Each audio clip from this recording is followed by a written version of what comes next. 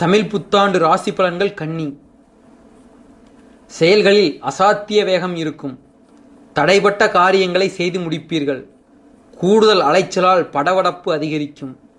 பொது காரியங்களில் ஈடுபடும் போது எச்சரிக்கை அவசியம். சொந்த நலனுக்காக செய்யும் காரியங்களில் அவசரப்படாது நிதானத்துடன் செயல்பட வேண்டும்.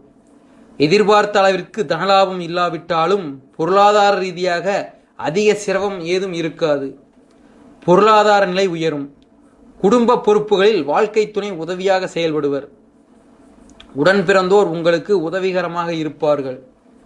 தகவல் தொடர்புகள் மூலம் நிறைய புதிய நண்பர்கள் சேர்க்கை இருக்கும்.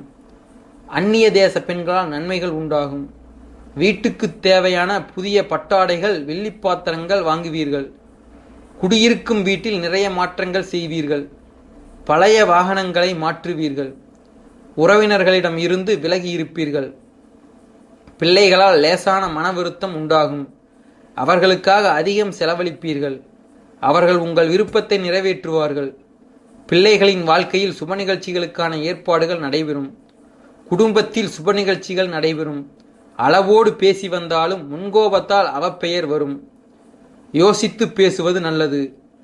உங்கள் கௌரவம் உயரும்படியான சம்பவங்கள் நடைபெறும். கடந்த 5 ஆண்டுகளை விட மிகச்சிறந்த ஆண்டாக 2015 அமையும். மொத்தத்தில் நினைவில் நிற்கும் வருடமாக இருக்கும். மாணவர்கள், கல்வி நிலை ஏற்றம் பெறும். ஞாபக மறதி மறைந்து நினைவாற்றல் கூடும். மருத்துவத்துறையில் உயர்கல்வி பயில விரும்புவோருக்கு சாதகமான வாய்ப்புகள் உருவாகும். பெண்கள், குடும்ப பிரச்சனைகளை சமாளிக்க கணவர் உதவுவார். பொறுப்பான செயல்களால் நற்பெயர்கள் கிடைக்கும்.